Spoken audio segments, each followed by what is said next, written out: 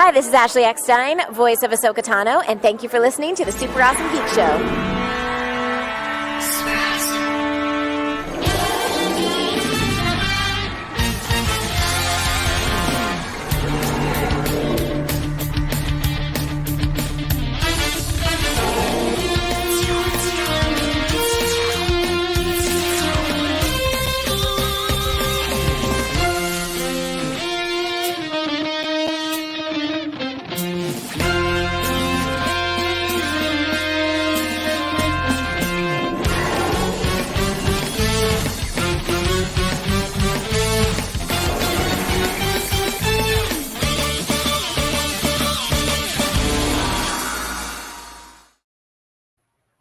Hello, hey, everybody. Welcome to the Super Awesome Geek Show. Baz is joining me today on the panel. How you doing, Baz? I'm good. Just a little bit tired, but I'm good. So, Baz, we have a guest today. So, I'm going to pop him in. His name is Chris. Hi, Chris. How you doing? Hey, how's it going, man? Good to meet you, my friend. Good to You meet as you. well. Chris is so here's the story. Here's what's going on. This might be a little bit different than our usual live show, but we will get into pickups and show some stuff we got. But since Chris is right here, I wanted to bring him in to talk about something that's going on down here in South Florida that I'm pretty excited about. And my local comic store that I go to is a comic place called Phil's Comic Shop. And Brian, who works there, Brian essentially runs the place. And him and I got talking, and he told me about this new event coming up called Plasticon Toy Show. And I reached out to these guys, and Chris and John have been talking to me back and forth, and we've been getting to know each other. There's a group down here that chats all the time about toys. These guys were grateful enough to let me join that group, and it's been a big help and a really nice making these connections. Because as you know, Baz, I just recently moved down to relatively recently moved down to Florida from Seattle. So I'm not really plugged in. I don't have a lot of friends down here. I'm not really plugged in with the toy community that exists in South Florida. But hopefully through these guys and through Plasticon, I'll get to meet more people in the area that love the same stuff that we love. And I told Chris he was welcome to come on today and tell us a little bit about, I guess, the South Florida scene, what Chris is into in collecting toys and stuff, and what this Plasticon Toy Show is all about. So, Chris, if you don't mind, my first question, I guess, will be, what do you collect and how long have you been collecting toys? And do you get into comics and stuff too? Or So, yeah, I collect comics to the point of all the IDW Turtles, the newer stuff, obviously, Ghostbusters, Alien, and Predator.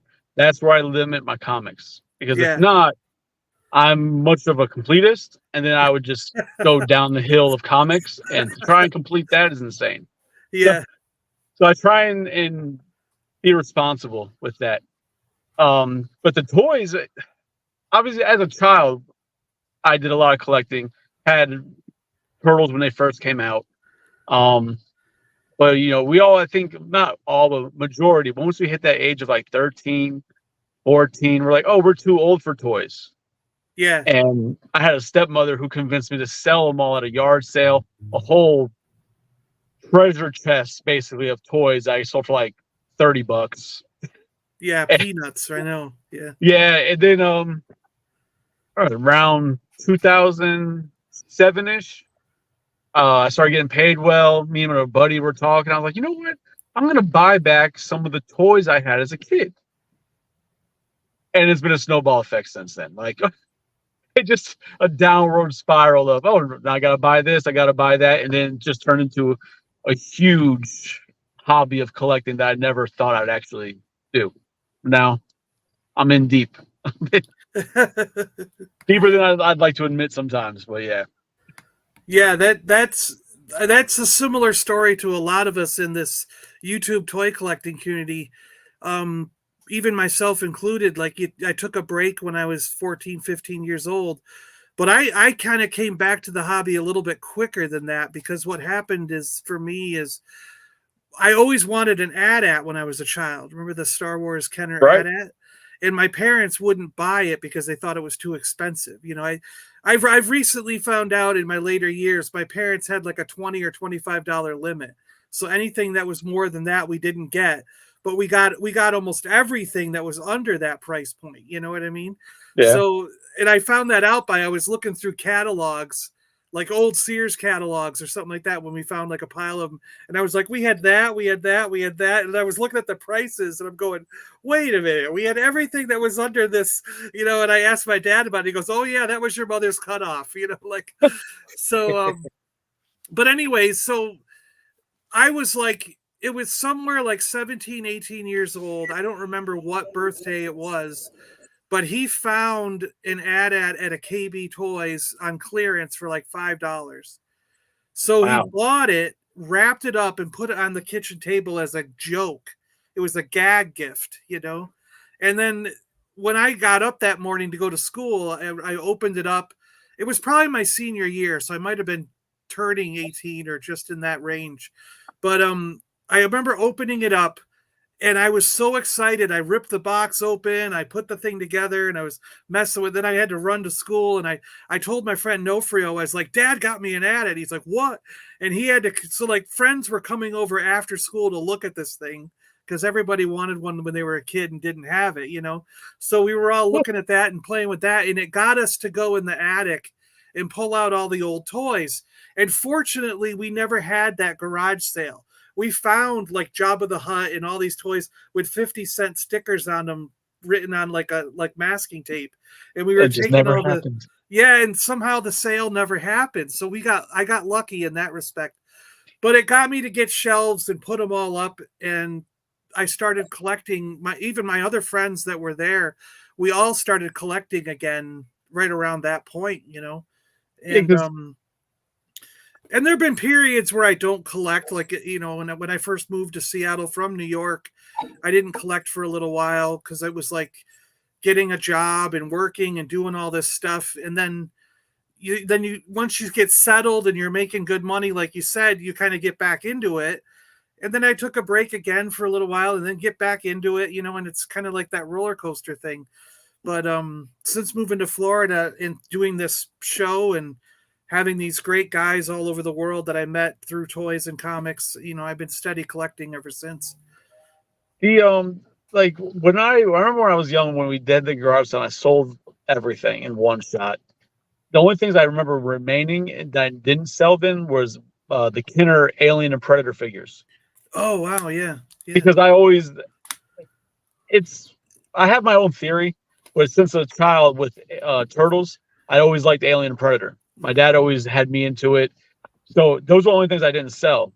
So even when I went through that stage of 13, 14, where I was like, I'm out of collecting, I didn't like toys, I always had them. And then my dad got me into actually buying like Alien Predator Palisade statues. Oh, wow. Yeah. So I always had that stuff because, you know, oh, it's statues. They're not toys. It's different. Yeah, exactly. And the reality of it, it's the same thing. Right. Hey, but strong, Mr. B. But yeah, then we just at that point when I had the extra money, I was like, oh, and then I got rid of some of the statues, had a little more money, and then that was just a downward spiral. But I do the same thing. Like I'll periodically now, I'll take little breaks here, like I'm just not buying anything, and I don't think it's because I'm out of it. It's more of there's just nothing currently interesting me enough to go out and hunt it down. Gotcha. Yeah. Now, have you gone back and gotten? Hi, Chris. Have you gone back and like got all the? Say you said like you were into turtles when you were young. Did you go back and get all the turtles stuff that you wanted, like to replace in your collection, the vintage stuff? Yeah, I went back and the same way I did with the comic books. I kind of told myself I'm gonna be smart about it. So I went for the figures. Yeah. I didn't go to try and get the play sets and the vehicles. I just went for figures. And then I also told myself no variants. So just one of each character and let that be it. The only variants I allowed myself to have were soft heads. Have the soft heads and have the hard heads of the turtles. That's it. So I've gotten most of them. And then, but of the ones I remember having as a kid, I have. But then you turn into like, oh, well, now I'm going to grab the other figures I didn't have as a kid to help the one of each character collection, right? So I've gotten myself to that point where like I'm down to needing like scratch, and that's it. Wow. And I'm not willing to pay that kind of money for scratch. So I guess I'll just never have that. I have to live with that for the rest of my life. Yeah, yeah. Well, there's certain things like that that I think we all draw the line at. Like for me, it took me like literally probably my whole life to get a complete set of Kenner loose Star Wars figures with all the variants that I was willing to pay for. That's a Because lot. like say the vinyl Cape Jawa, I'm not dropping $3 or $4 on a figure. You know what I mean? So everyone has a line where they draw, and like I personally would not own. There's a couple figures that I would not own had I not gotten them as gifts. I've had some generous friends give me a couple as gifts to try and make that set as complete as possible. But if I didn't get them as a gift, I never would have bought them, because they're like Yak Face. Like Yak Face is way too expensive. Yeah. What was the other one you got for a birthday gift? Was it a Man? Joey at Way Back When here gave me that one. He was like, "That's all you need is a Man. He goes, "I'm making your set complete. Come on down to the store. I'll give you that one." Nice. And I was like, "Oh wow!" So that was real generous. Yeah, I've never met him over at Wayback. A buddy of mine used to work with him at Toys R Us when I used to work at Toys R Us. But I've heard good things. I've never met him though. One day soon, I hope to meet him. He's got a great store and a really good attitude, and he's a collector himself. So I mean, and Joey's store is only about 5 minutes from my house, so it's where any a lot of times any chance, like he'll send me text messages of like, look what I found, can you and I'll come down to the shop and help identify something, or like discuss condition, or we'll look at things, or even just hear the story of how he found it, like, because I love the hunt, and I love hearing the stories of, you'll never guess where I found this, or well, that's part of it. That's part of the excitement when you do have a chance to actually go out and hunt, and you're not just hunting new retail stuff, right? When you're actually hitting the flea markets, or you find a little shop on the side of the road, and there you go. It's nice. It's a nice moment when you actually have a successful hunt like that. Yeah. And I love flea markets and thrift stores and things like that. You never know what you're going to find, and it's pretty cool. And we've got a pretty big one down here. If you've been to it, we have a really big flea market, the Swap Shop in Sunrise. Yeah, I've been there. Yeah. Okay. So there's days where you can go out there and find absolutely nothing, not even a toy in sight. There's other days where it's like everybody's got just toys. And before we had that lockdown period, that was I moved down here just before the lockdown, and I went down there. It was one of the few places I was frequenting before the lockdown, and one of the times I just happened to bump into a guy who came over from Russia or Ukraine or somewhere over there, but he had an entire like van just full of carded G.I. Joe and other toys from over there.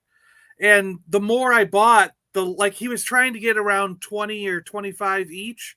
But the more I bought, the more he was taking $5 off, to where it was like I was buying like 20 at a time for $5 a figure, and it was just, I got a whole bunch of these carded things from over there, and it's crazy. But it's one of those things where you just happen to be there at the right time.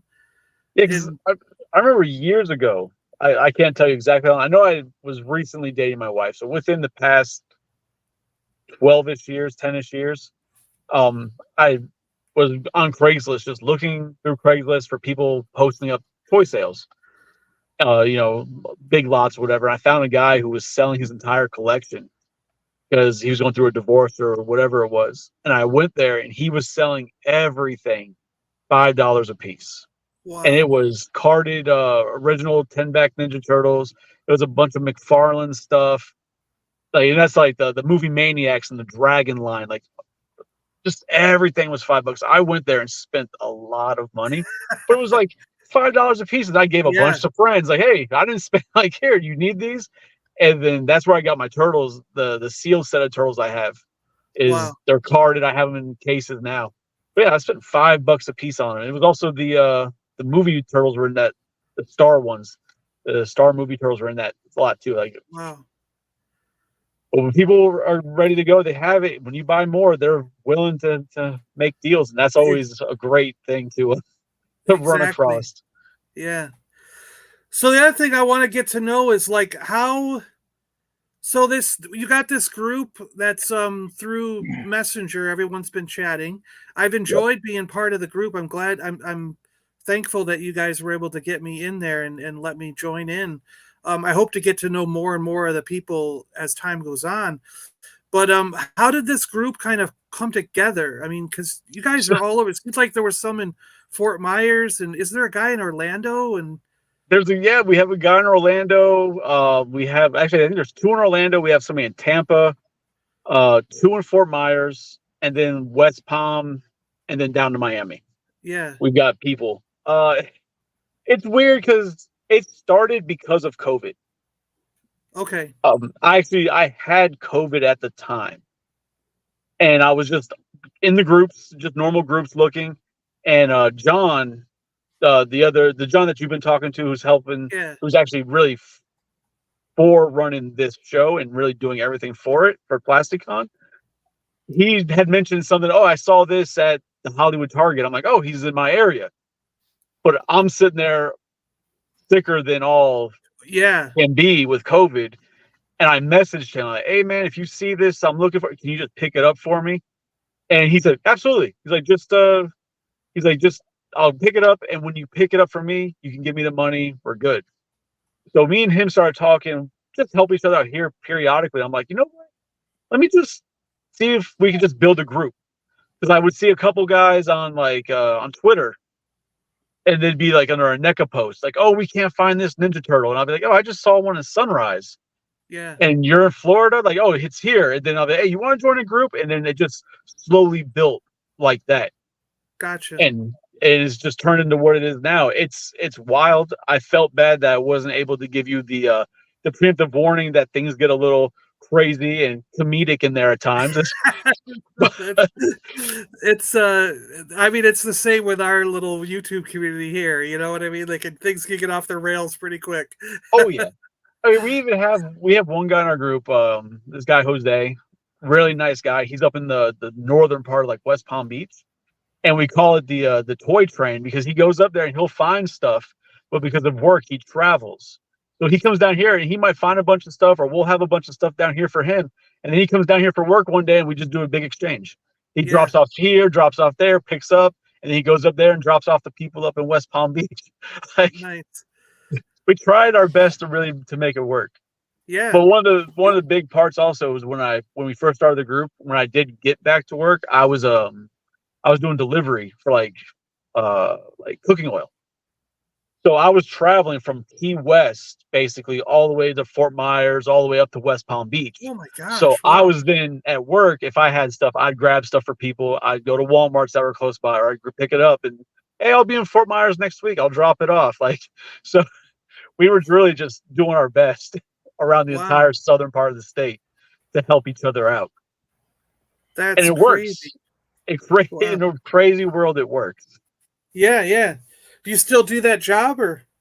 No, I work at a dealership now in the service department. But I'm getting ready to move. I'll move actually up to more closer to Orlando soon. Oh, you are? So, yeah. Okay. Yeah. So how did Plasticon come about? Because I know before the lockdown there was a different show going on at Dave. Plasticon's going to be at Dave and Buster's, and I think that very same Dave and Buster's there was one with Porky's. Was it Porky's Comics or something? Yeah, apparently a Porky's. Yeah, back in I think 19 or 18 did one there. And from my research, I believe you even covered it. Like I've seen videos from your YouTube, showing it. Yeah, yeah. But Plasticon, what happened there was that one of our guys in the group, he's over in Tampa, and there had been a few shows in Tampa. He contacted me about. He's like, "Hey, do you have anything you want to sell? I'm doing a couple shows in Tampa. or he was just a vendor. He wasn't like putting on the show. He was just a vendor. He's Yeah. like, I'm gonna be vending. You want to send me some stuff? And I'm like, well, my sister-in-law lives up there. Like, you know what, bro? I'll just, throw a bunch of stuff in the car and I'll come up and I'll just join you. Right. And I did 2 shows with him and we had a blast. It wasn't even the fact of making sales. It was nice because I was selling personal collection stuff, stuff I just didn't need anymore that I need to make room with. Yeah. And to sit there at a table with your stuff and talking to people. Yeah. That just walk around, even if they don't buy anything, just talk. People bring up their memories, their childhood. Oh, they saw this. They saw, like you were saying earlier about how where they found it, the hunt, or the moment they discovered this cool item they got. And to sit there with a bunch of random strangers and just talk about that stuff was a lot of fun. Yeah. So the same guy who put on that show up there had one down here in Fort Lauderdale one day. And John and I went there and we were walking around. And at one point we were talking, I'm like, bro, we could do a show. Like, instead of sitting here waiting for a show to appear down here, we could probably just do this. Yeah. And John's like, that's not a bad idea. And so we started talking about it. And then it just started happening. Right. And it became hey, what are we going to call this thing? And then my buddy in Tampa's like, jokingly, he's like, oh, what about Plasticon? Toys are plastic. We're like, oh, you know what? We might work with that. And that's just where it's gone. But in this same time, I've been in the process of selling a house and then also buying a house and moving, and things at my job went askew with new management. So it's been crazy. So I haven't been able to actually even remotely do the amount of work that John, like, this whole show really in reality is John's baby. It was mine, his idea, but he's just, it's become massive. Yeah. More than I ever expected. It's a very funny that you bring that up because the last thing I did before I left Seattle was I started helping put on a show that a couple of friends of mine and myself, the 3 of us were starting to do, and it was called Galaxar Toy and Comic Show. And the similar thing happened. Like, shortly after we started the process, I had to leave my job and then I had to move to Florida. So it was like it you know what I mean? Like, as soon as I helped out as much as I could, but I was in the process of loading a cargo van and moving and everything.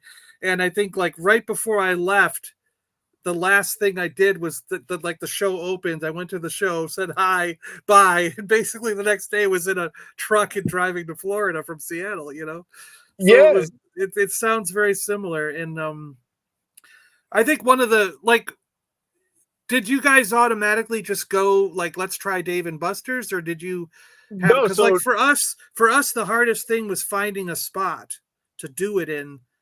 So John and one of our other guys, Chaz, who's been a real big help with the show too, they were going around to different venues. They checked out a couple of different areas and they were just like seeing what the options were. And they went to Dave and Buster's as a potential, and what they offered, what they saw there, they're like, you know what? Let's try it. You know, because the one thing that we are looking at also, because I think one of the biggest problems I think with a show, especially when it's a brand new show, is to get people to come to your show. Yeah. And the idea was that Dave and Buster's is already going to have a draw. People are going to be there for Dave and Buster's. Yeah. So even if it becomes hard for us to advertise to get people to come to the show, that there's still going to be people coming. Yep. So we're like, this works. And then once we started realizing more, like, okay, now if we're here and we're advertising, people are interested, now they can come, and it makes them want to come more because the show is free admission, which a lot of shows aren't. So it's a free admission, and it's at Dave & Buster's. So if they want, they can go over and play video games and do other stuff too, not just come to a show. Yeah, you could get lunch right there. Yeah. Right. And dads with kids would be like, hey, I'm going to go. You kids go play. I'm going to go play in this room with these toys. You guys go play the video games. There you go. But That's cool. it's turned out well because we even have special guests. Like that was one thing I never considered when we were first talking about it. You know, doing the special guests, I would have never considered it. But we have, I think, 4 and possibly a 5th one coming now. Wow. You know, it's just, you know, it's not huge. It's not huge names. It's not Chris Pratt, but you know, it's names. It Yeah, is people, and they're gonna come and doing signatures and everything. Yeah, signatures, some artwork and stuff. So it's definitely really cool. yeah. That's I'm looking forward to seeing who all shows up and see what. Now, was it hard to get vendors like, or do you guys know a lot in the area, anyways?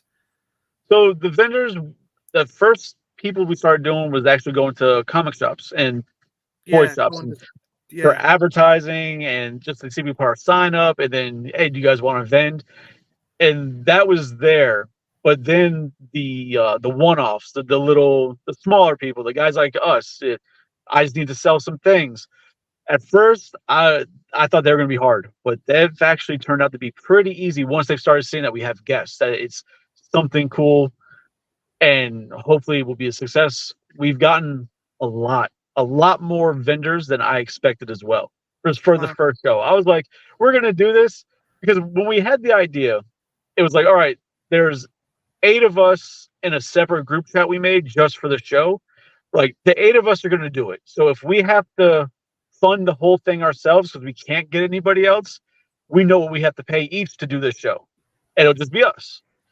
And like, oh, maybe we can spice it up and bring more people in, and we're bringing more people in, and we've sold a lot of tables that it's not going to be like a profit thing. yeah, It's just yeah. like we've got the tables, we got space, we just got a second room now at Dave and Buster's. We only had one room originally, so we've now got a second room that helps spread everything out because Wow, we've done a lot more than we all expected it to be. that's cool. That's cool. Yeah, and it's October 14th, right? Yep, October Yeah. 14th. Yes, at the Hollywood Dave and Buster's in Hollywood, Florida. It's going to be from noon until 6, so it's in the evening, or, afternoon. Yeah. Maybe it's 11 in the morning, but yeah, it's we're excited, and we're already planning the second point too. Plasticon Part 2. So like we're doing it. Like Yeah. we're You were just thinking waiting to see. that might end up happening sometime at the end of November, I heard, right? That's what we're looking at. A Like rough idea. Yeah. yeah, that's a rough idea in the November. Yeah. Because I know that whoever was doing it before the lockdown was trying to get to a point where they could do one every quarter, so 3 or 4 times a year. And I thought that was a great idea because, I mean, from my perspective, there's not a lot of what I would say like small shows down here. You know what I mean? Like, and There isn't, and that's surprising. Yeah, we It's get a huge area. we get like the Florida SuperCon, and we got MegaCon and a few other things. But I'm always hunting for these, like, they're. I don't want to say small as in like they're insignificant, but I mean like just a more of a small toy show where you got 30 or 40 vendors and you just kind of hang out and see what you can find. And I like those kind of shows because I like I said, you don't know what you're going to find. I always find something interesting at these things, that Like I've been to SuperCon as just a visitor, right? I've been there just as a customer, whatever, a guest. And same thing with UltraCon. And the things that it was is the people who are there selling, it's usually brand new product. Oh, yeah. This year was terrible for that. There was only one guy that had some vintage stuff, and it was only like half his booth. The rest was, I mean, there were so many Funko Pop booths. I was like, oh my God, I can't. So that was one thing I did notice, because I've been to a bunch of like smaller shows that do pop up here, but they're usually like small cons or little conventions that pop up. And I've noticed that a lot of them, when you go to them, it's 90% either anime or pops. Yeah. Which, if that's what people like, that's what they like. I'm not against it, but that doesn't leave a place for the people who aren't into that stuff, the vintage toys. Like, there just wasn't a lot of real shows for that. Or you'd see one pop up randomly, and you wouldn't see it again for years, or you just never see another one again. Yeah. And that's where we're like, you know what, we can try. You know, we don't want to be a one thing, a pop filled show, because that brings only one type of person. It excludes a lot of people, you know. But we could get it down to a quarterly thing. That'd be awesome. Because originally when we discussed it, it was a one-time thing that we talked about more like, oh, maybe it could be like an annual thing, like a yearly thing, like a real, like a super, like a San Diego Comic-Con, like build it to a once a year thing. Yeah. But they were like, you know, if we keep it small, we can actually probably do this like on a quarterly basis. Yeah. Because there's another show that, like the one that I did in Tampa, they do it there. It seems like almost every quarter, roughly. Gotcha. And the next same guy, he travels around, but like he has one that comes here, but I've never seen it come here again. Like it doesn't come here often. Gotcha. So I don't know what his schedule or how he does it, but it's if we could do it a quarterly thing, that'd be amazing. Now, even if you move up near Orlando, would you come down to help do the show? Like, would you? I would, because so with this process I'm going through now, the original idea was I was going to be selling my house like the mid of October, which runs right into, oh, I might not be here for the show because the show is October 14th. So I was like, you know what? If not, I'll just come down. I have a storage unit right now for stuff, because you know it's interesting when you're trying to sell a house, people don't like to see collectibles in a man cave full of stuff when you're trying to sell a house. Yeah. So I had to like box up all my stuff into a storage. So or if you're like some of us, we've got boxes of crap. It got to the point where I couldn't walk around the man cave, the toy room. You know, so you're like, I bought too much stuff, and well, because like I had stuff, you know, stacked up, and I couldn't walk around in there. So I was like, you know what? Let me get it out. So I put everything in the storage. But I was telling my wife, I'm like, if we move before this show happens, I'm going to keep my storage, keep the stuff that I'm going to be selling in storage. And then I'll just drive down. I don't have to bring a big vehicle or anything. It's all right here, and just you know, take it over there real fast. But if it does continue, it becomes a quarterly thing. Yeah, absolutely, I'd still come down. Absolutely. That's cool. Because it's not a far drive from where we're at. It's like a 3-ish hour drive, a little less than 3 hours. Yeah, I mean, like when I go up to Disney, it's a little less than 3. It's just about 3. Yeah. Well, if you're up in which part of I'm near Margate. Margate. Oh, you're in Stonebriar, so Margate. Yeah. If you're doing Disney in 3 hours, that's good. Yeah. If you push that pedal a little harder to the floor, you can get there like 2:45. Yeah. So you mentioned turtles. What else do you collect? Like, how far do you go? Like, Baz and I are pretty much all over the place. You know what I mean? Like, we do Star Wars, Marvel, He-Man. Baz does a lot of Power Ranger stuff as well. Giant robots, DC. You know what I mean? Turtles. We're like all over the place. So yeah, turtles. My main collections, that take up the most space, is Turtles, Aliens, and Predator. Gotcha. Are the majority, because like with NECA, I have like all same as when you were Predators. Younger. Yeah, so the same as when you were younger. Yeah, it's the same as when I was younger. Ghostbusters is another big part.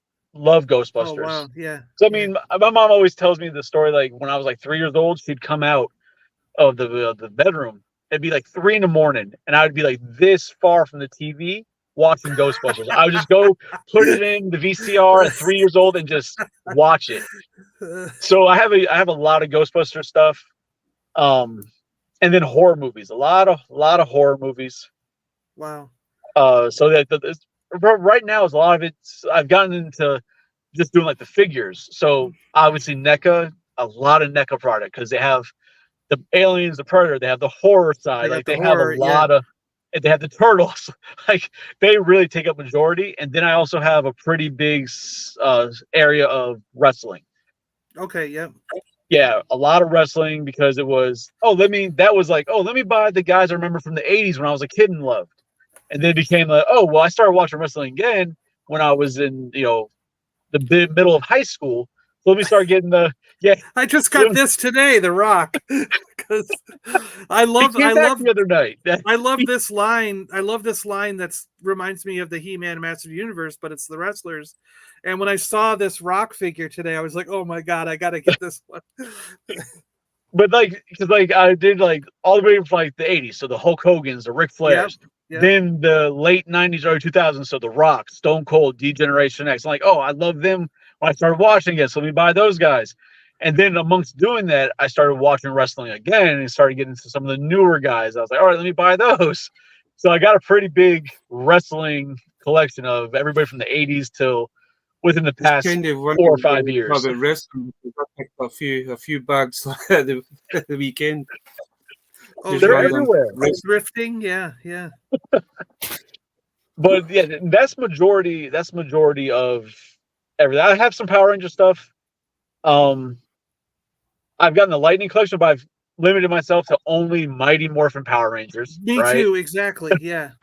And then I've got just one of each Ranger. I didn't get the shiny variants. No, me either. Yeah. With the Ranger, with the Lightning collection, what I've been looking at a lot has been the newer the monsters, the new monsters. Yeah. Because I like the monsters. That's what I run into with even Ghostbusters. I'm like, I've got the 4 Ghostbusters all day. I've got them in different sizes, different everything. I want more ghosts. Give me a ghost, Yeah. So Power Rangers, at least they're giving me monsters. So I make sure to buy all the monsters when they come out. It's something that when they brought back some of those retro style Ghostbusters, I was like, they really, they did Slimer and a couple of them, but I thought they needed to do more of those monsters that were out in the original stuff. Remember that football? They had that football guy that flipped, and I was always opened up to a mouth. Yeah, I was hoping for more of those, or that Slimer that, that was sort of stood on his own, and he had tongue that came out, and I mean, I saw the vintage one at Bits and Buttons a couple weeks back, and I was like, "Hey Dom, how much is that one?" And he's like, "Oh, those are like $200." I'm going, "Oh my god!" So I'm like, "Why don't they re-release that so I can get it for less than $200?" I mean, I don't know what Hasbro's doing, right? I don't work for Hasbro, but it's weird with the Ghostbusters line, because if you look at the history of Ghostbusters, it seems like whoever gets the license doesn't really know what to do with the license. Yeah. They're like, oh, we're going to do the Ghostbusters in their tan suits. Okay, we're going to do a couple characters. Oh, we're going to give them gray suits. And then they kind of die out. Like Matty Collector did a huge run, and they gave you a bunch of variants, and then they gave you a couple ghosts and a couple villains. Like, okay. Diamond Select tried to do their run, but you get the same rehash figures, basically, different scales. It's just really strange that it seems like nobody really knows how to run the Ghostbuster license and what to do with it. Because if I was at Hasbro, I'd be like, all right, 4 Ghostbusters, cool. We can get all the main supporting cast, cool. Give me ghosts as much as you can. Oh, Hasbro, we also have the real Ghostbuster. Start giving me the ghosts from the cartoon. We never got ghosts from the cartoon. Yeah. Start producing those. And then if they're doing like they did with the toy line and re-releasing the original molds and everything, go further. Don't just do the 4 Ghostbusters and then the main Slimer and then Stay Puff and then the toilet ghost. Like the toilet one and the eye popper. Those were standout figures for that time, because I remember them as a kid. But like I said, I also remember the football one, the grandma whose head popped up. The grandma, yeah. Right? Like there's so many other characters, and if they did it, I think they would sell. I could be completely wrong, but I think they could. But what do I know? I don't work for Hasbro, Yeah. Well, we often question that about a lot of their thinking on some of the stuff, because it's clear that like the Marvel team has it together, and the G.I. Joe Classified team is really knocking it out of the park. But when it comes to like Star Wars lately, it's almost like they have no clue. Like we sometimes question if the people working on Star Wars even watched Star Wars. Well, and that happens a lot in a bunch of different mediums, right? Yeah. So that's like when you watch a movie that the director didn't care about the franchise versus a director who actually loves and cherishes it and knows the property, right? Yeah. You see the differences. Like you can look at the last Ghostbuster movie. You can see that Ivan Reitman's son, Jason, loved the friend and he put all he could into it, you know? Yeah. But then you have this 2016 ones, like, I don't think they really understood what this was, what made it special, you know? And you can see the same thing with the Marvel Legends guys. Those guys obviously love X-Men and Marvel. They know what they're doing. They're enjoying it. Same thing with the G.I. Joe guys, because if you're a G.I. Joe fan, they're diehard fans. So if you get a diehard fan working on it, then you're going to get good product. Star Wars, it could be wishy-washy. Yeah. There's just so much of it, and if the team's not doing it, they're not doing it. And that's what I think happens, especially with a property like Star Wars or Ghostbusters, or even like Indiana Jones. If the people in charge of those lines don't have a love for that franchise, they're not going to really handle it the way us fans think it should be handled, because like that's not how I would do it. I love this thing, you know? Yeah. But you can tell, you can see it. Even some of that Indiana Jones stuff has sort of like dropped the ball a little bit. You know, you're just like, you know. Yeah. That was one thing that when it was announced, I'm like, oh, I'm excited for it. But then nothing caught my eye. I was like, nope, I'm good. I just couldn't get myself into it. But it's interesting though. And then because I worked at Toys R Us for several years, and to see how things went in and talking to reps who came through, you kind of get a different perspective on everything. And you start looking at it from the business side. You start understanding why people do certain things, that companies might make certain decisions. Like the whole, you ever heard the Mattel or Matty Collector used to say it a lot, that toys like of normal people in suits don't sell. Like if you have the Ghostbusters, you need the Ghostbusters in their suit. You know, the only people who can get away with like normal clothing-esque is like military toys, because it's usually camo. But it's like it's not a specific costume, you know? Yeah. And they weren't wrong, because you notice that on the shelves when I worked there, like, all right, yeah, these don't sell, but it's just a person. Yeah. I get it. Like some of the NECA stuff they'd have where it's just like they were doing like the Hunger Game figures for a while. They were just normal looking people, nothing crazy about them. They didn't sell because it wasn't cool. So like, all right, I see what you're saying. The only ones who are going to get them are those diehard fans who are like almost like a completist. I got to have every character.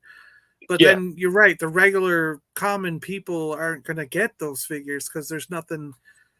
You've got to have like wicked accessories or some kind of like thing to draw them in to buy that, you know? Exactly, because like grandma's not going to walk down and buy this normal looking person. They're going to buy the cool looking Iron Man for their grandson, right? Because that looks cool. They're not going to want this guy in a tuxedo. Who cares? It was like I said, working when you work there, you start realizing why certain companies make certain decisions, and it kind of makes sense when you hear companies mention it and they talk about it, like, oh, I can see what they're saying. That makes sense. I would rather they didn't follow that though. I'd rather they give me what I want, right? Yeah. See, I've noticed that in one of your stores over here. It's in Home Bargains and B&M's. They'll get certain things in, and then they'll start to buy. Folk will buy them, and then all of a sudden you'll go in and there's like shelves of the exact same stuff, and then nobody's buying it, so they end up having to reduce it, and then. Did they clear it out? We used to have a lot of that. We used to have a lot of that. You get like some new random toy line that nobody's ever heard of, and they stock a whole section, and you just look at it like, yeah, no, that's not going to go anywhere. Like there's no, and then they clear it out for $5, $6. This guy handy. I've only ever seen YouTube videos of these figures. That's the alternation ones. But I've only ever seen guys in the US from doing them. So we're now starting to get them over here. So I got these in my local Home Bargains. And when I went in, they had tons of them. And then when I went in a couple of days later to try and get the last guy that I needed, thinking I already had them, I couldn't get them. And I've been to like 6 or 7 Home Bargains, and not one of them I've got them back in stock again. Wow. And now So you're I'm in kind of trouble. the ones that I wanted, but I thought I had the whole set, and I realised there was one missing. So I'm on the hunt for him. So like recently, GameStop had like their clearance, and I picked up from the Ghostbusters from their Pulse or where the Plasma series. They had like the special slime versions of the guys. So I was at GameStop and I found the Venkman. So I bought Venkman slimes, and my wife's like, "Oh, now you're gonna want the others." I'm like, "No, it's Venkman. I can be okay with Venkman being slimed because he's Venkman. He gets slimed in the movie, so I don't need the other three that are slimed. So I'm good." But then I was on vacation and I went to an Ollie's. I don't know if you guys have been to an Ollie's. I went to an Ollie's and they had Ray slime for like $7. I'm like, oh, well, $7. I'll get Ray. Yeah. Went to another Ollie's. They had Egon for $7. I bought him. I'm like, okay. And now I can't find Winston. I'm like, now I need to find Winston. Yeah. Like I've got the other three slimed. I need the fourth slime now. And I'm gonna have to just like bite the bullet and find them online and not pay, Ollie's $7 price. But you can be, you can kind of average it out and be like, well, I got the other ones for $7, and I can spend 20 on this one if I need to, I could. I'm gonna have to. And then I've been doing these shows. I'm like, oh, maybe I'll get lucky at a show. I'll find it. Nothing. I'll come across the slime ones. It's either Ray or Venkman. So I'm like, I can't even find at the shows the one I'm looking for. That's the other thing is, sorry, what was that, Baz? What Chris was saying about with the Ghostbusters, that was like me with the Super 7. All I wanted was Slash and Scratch. And I knew I've basically been picking up every time I go to B&M's, there's a new one. And, I'll just grab that one. I'll just grab that one. And then the other day there was a post up, same other day in Wave 1, 2, and 3 in B&M's as well. So I'm on the lookout for a Rocksteady and a Bebop. Those Super 7 turtles are amazing, right? Yeah. Because I did the same thing. I told myself, I'm like, no, you're only going to get one of each. Don't get the variants. I've done good on that. And then I've also limited myself because now they've kind of changed the style a little bit. So I've limited myself to only getting the ones that are based on original toys. Right? So like they're doing Karai. There was never a Karai toy, so I don't need her. Yeah. Okay. Yeah. And then like they did they're changing him now, but they did Rat King. The Rat King didn't look like the original toy. His face was different. So I was like, cool, I don't need Rat King until they do the proper Rat King. They did the gorilla. That's new. They did their own gorilla, and it's not the same gorilla that they did in the toy line. Completely different, clothing. And I'm like, cool, I don't need that thing. But that line, the figures though are amazing. They are. That's how I got my scratch. The worst thing about those Super 7s that I've been picking up, the store that I'm talking about is B&M's. It's like a discount store, so it might be something similar to your Ollie's over there, but they're selling them for £20 a figure. Wow! So over the last couple of weeks, man, I don't know what £20 would be in US dollars. That's probably like 25, 26 US. Yeah, Baz is in Scotland, just so you know. Okay, Chris. Yeah. So I've been buying a couple of them every week for the last month. I found from that Super 7, the slightly larger ones, I found the Krang for half price, and that's the only one that I kind of go like, all the different cartoons and all the different sets of turtles that we've had through the years. Right. Like, I don't usually get, like, I've got the 4 original turtles on card, and then I've been getting some of these re-release ones that are out now. Because I always liked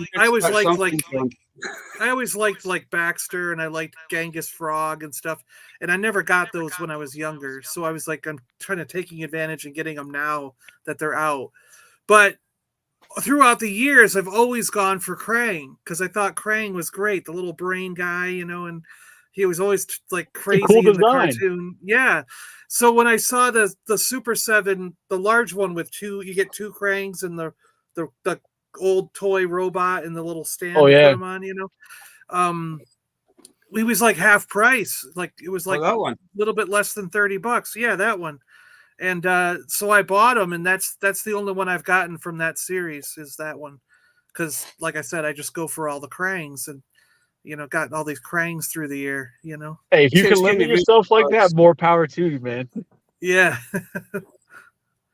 But something I need, like one thing I got to mention to our group is, so I got the, you know, from the re-releases here that are out right now, I got all the other like alien like creature ones, and I got Rocksteady and Bebop and Splinter, and Shredder, but I never got a Splinter. Did they? Because they did re-release Splinter, right? They did do Splinter, yeah. Yeah, and I never found him, and I'm still not finding him.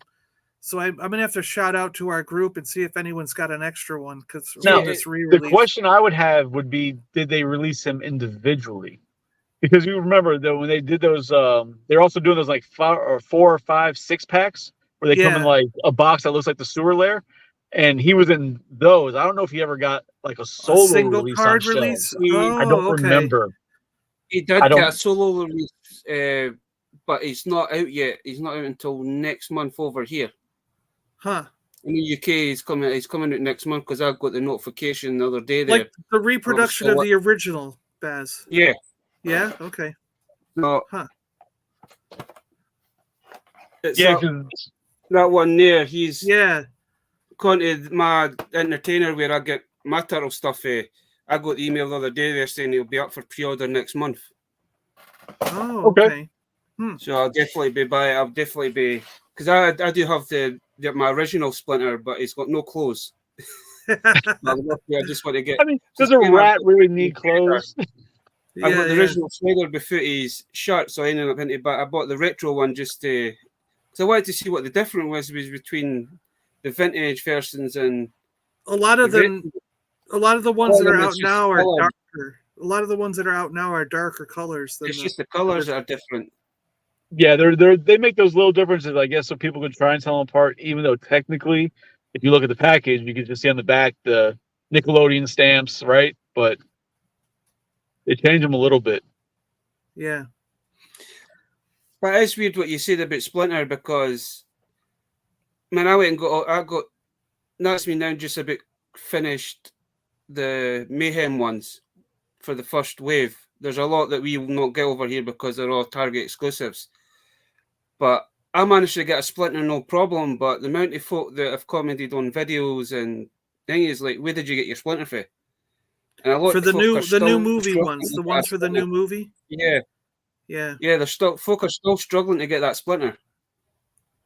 Well, that could be because I remember, forever there'd be things that got released overseas, right? That we might not ever even get over here because for one reason or another, a Splinter we should get, and it shouldn't be hard to find.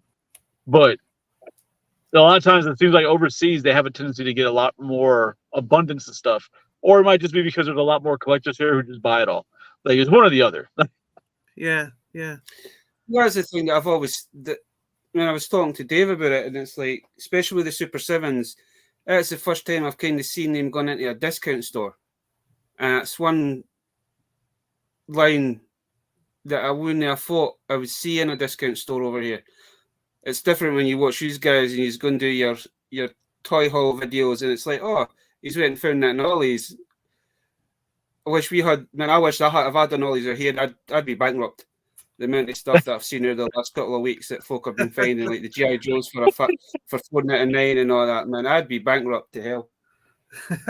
Yeah, I don't even have an Ollie's down here. There's no Ollie's in South Florida. There's one like West Palm Beach somewhere, but there's not one in South Florida yet. So the only time I went was when I was on vacation in another state. We have to drive. We have to drive up north to get it a little bit more. But there is last year when Target had that big massive toy sale, and everything was like reduced near enough down to pennies. Because I remember 100 Ghost, he spent a fortune.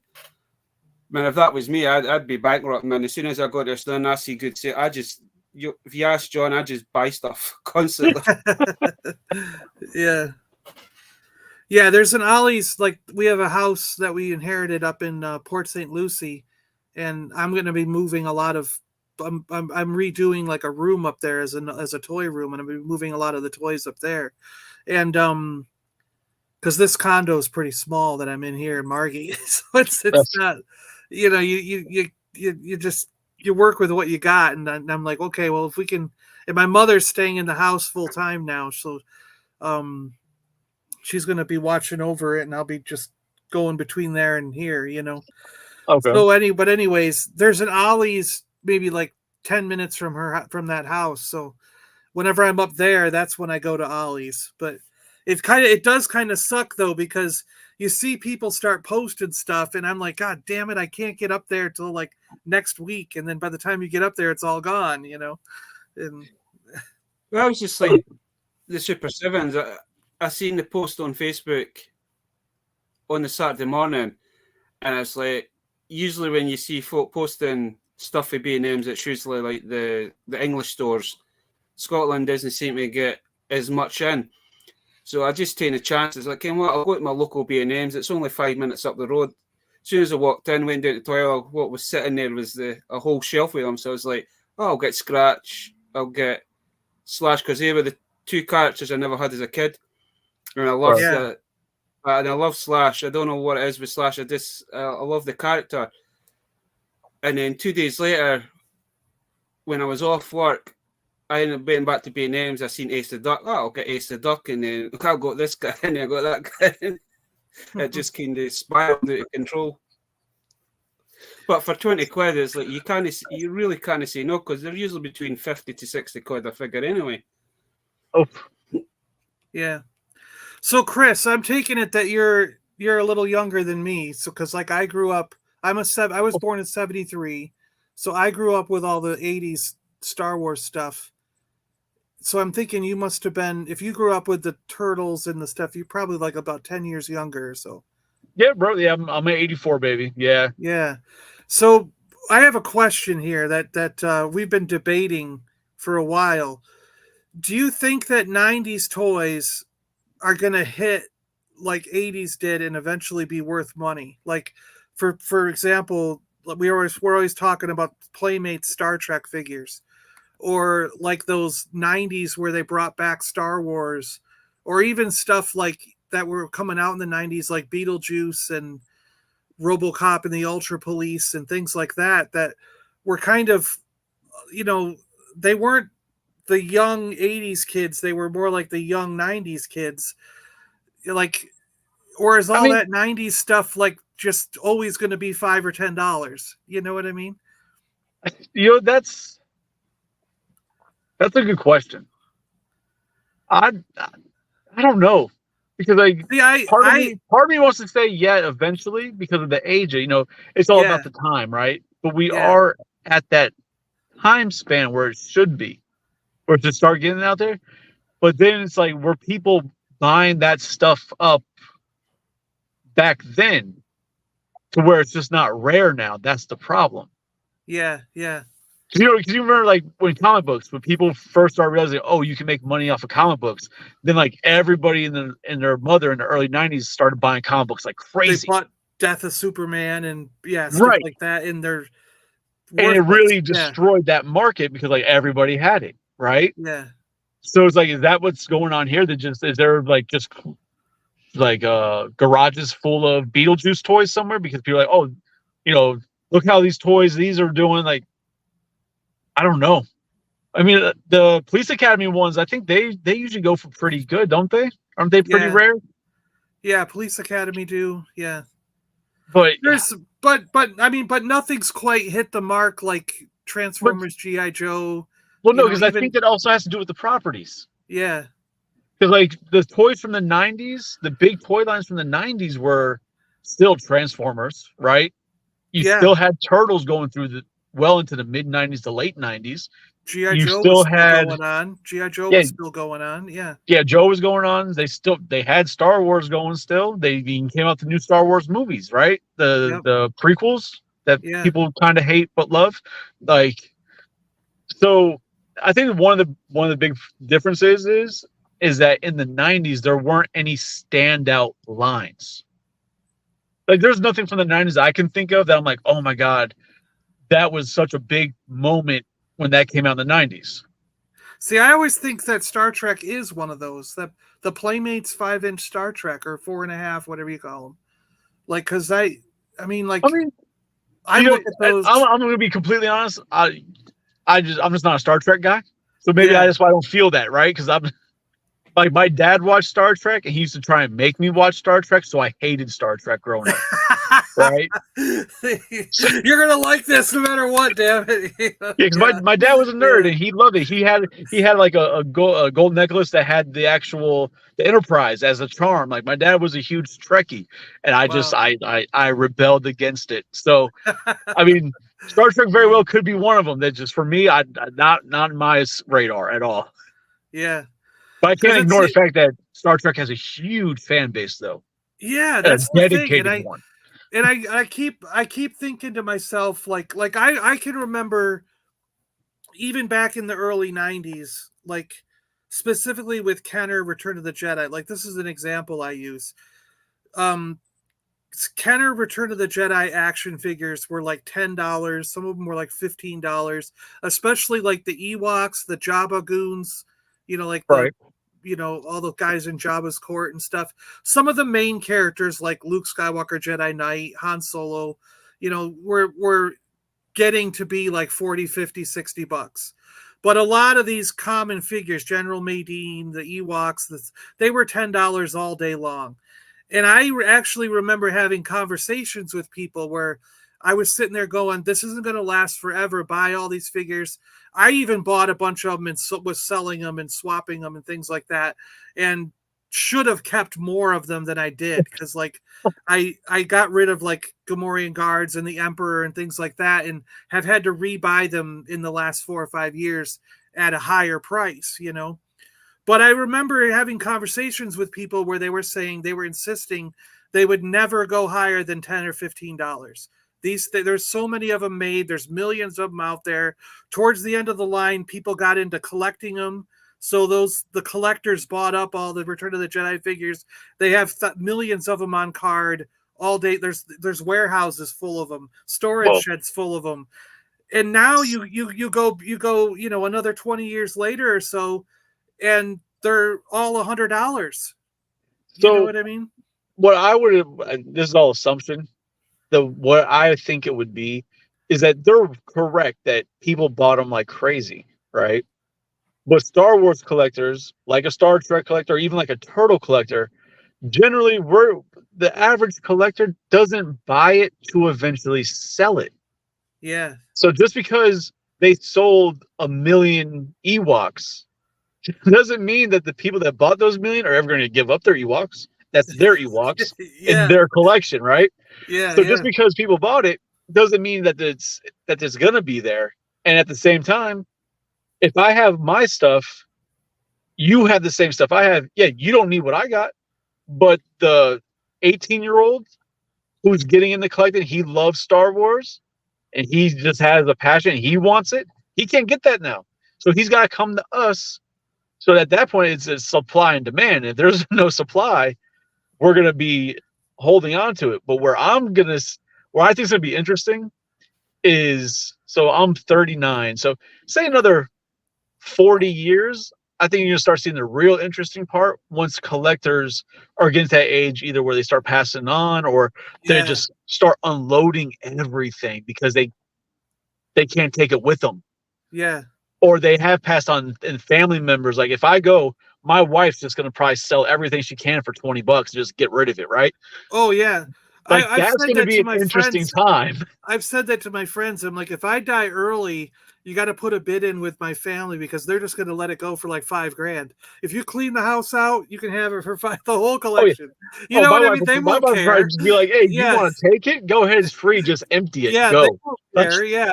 But that's going to be an interesting time because then that's when you're going to start seeing the abundance of the stuff that was sold coming back. Because right now, a real collector is not getting rid of their stuff unless it's something they just don't collect anymore. Yeah. Or they revamp their collection to some other direction. Because what I wonder about is the kids that were around in the mid to late 90s when they were, say, buying Star Trek or buying the resurgence of Star Wars. Like some of those kids, their first Star Wars figure was the buff Luke Skywalker or the buff, in the 95, 96 stuff, or episode 1 was their first Star Wars figures. Like Right. when those kids that were kids then are going to be like 45 to 50 years old, and they have the disposable income, their families, they're not spending money on family anymore because their kids are old enough to, if they had children, their kids are old enough to now where they're going to college or out of the house. So now they're just basically like in that in-between range where they're not retired yet, but their family is mature enough to where everyone's kind of doing their own thing. They suddenly build a toy room and they want to. So I'm like, aren't they going to be buying back their Star Trek figures and their episode 1 figures at that point? And that's when the prices will start going up, So I'm thinking another 10 years.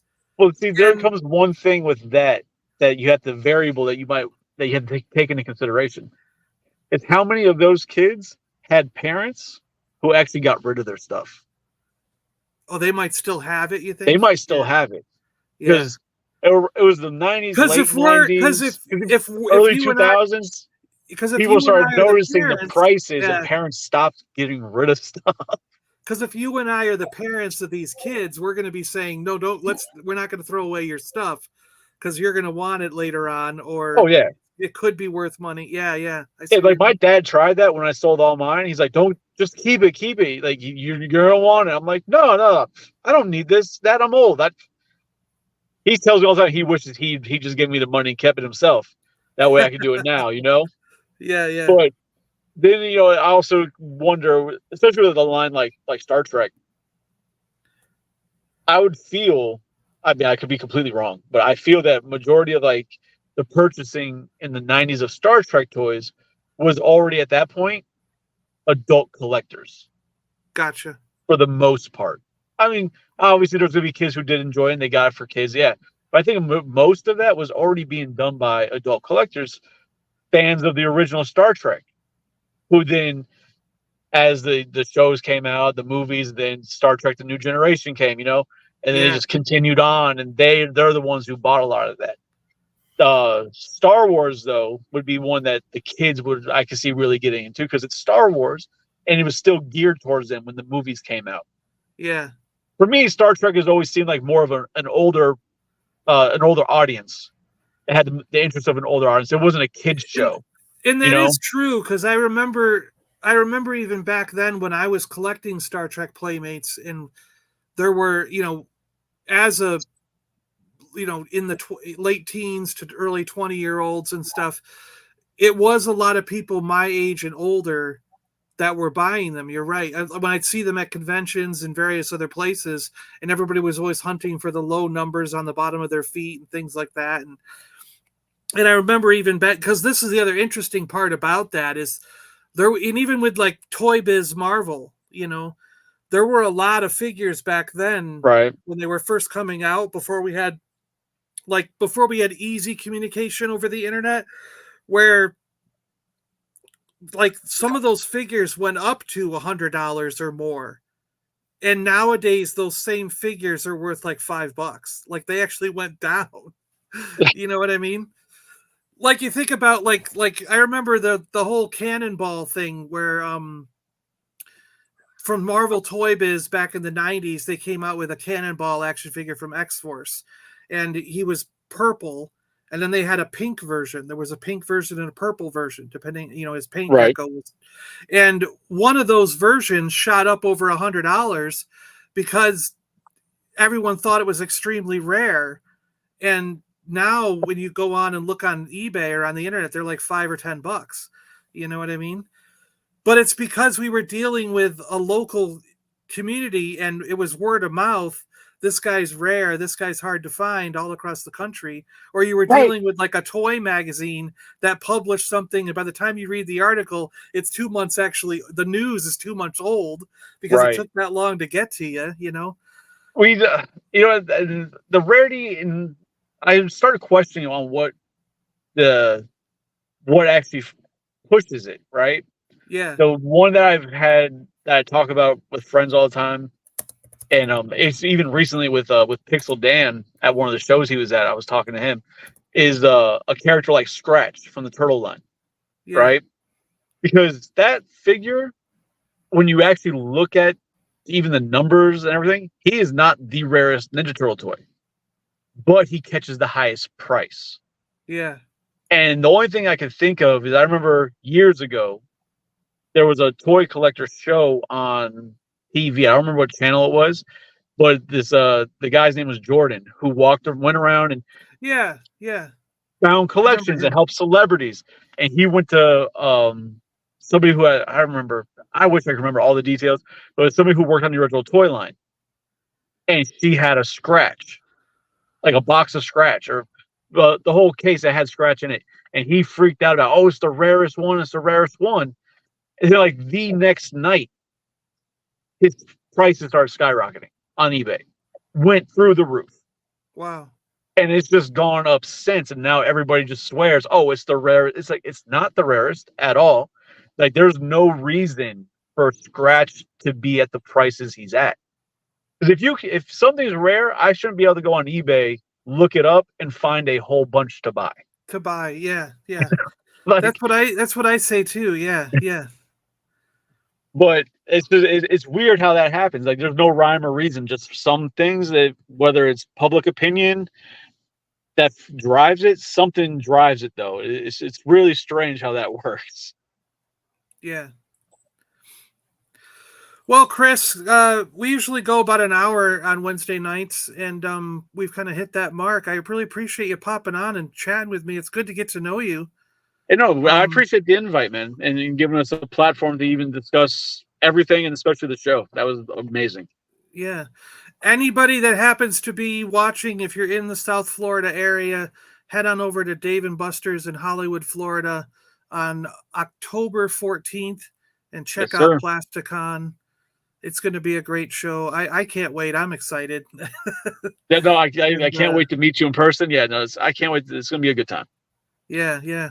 And meet John in person too. We're going to, because I'm sure he'll be there, and I'll get to know he's definitely going to be there. Yeah. What's that, Baz? I'm saying, so you'll get to spend your pocket money. Oh, yeah. I'll spend too much, of course, like I always do. It's okay. We welcome it. I know Si's coming up on Saturday, and I think Si's going to go back with more than what he planned to spend. Of course, you always do. I mean, that just seems to happen, you know.